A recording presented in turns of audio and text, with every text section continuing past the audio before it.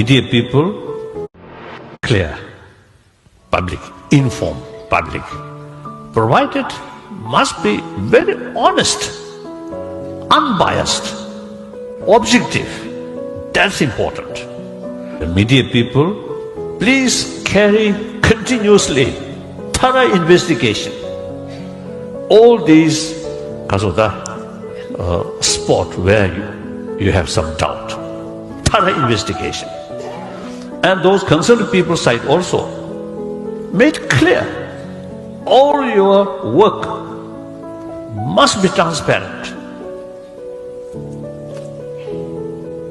So that's my view. So I feel no problem. Come here, meet people and talk.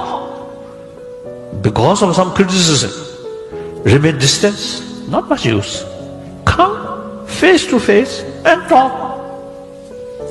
Because frankly, bluntly, truth always remains truth. So more talk, more investigation, truth become more clear.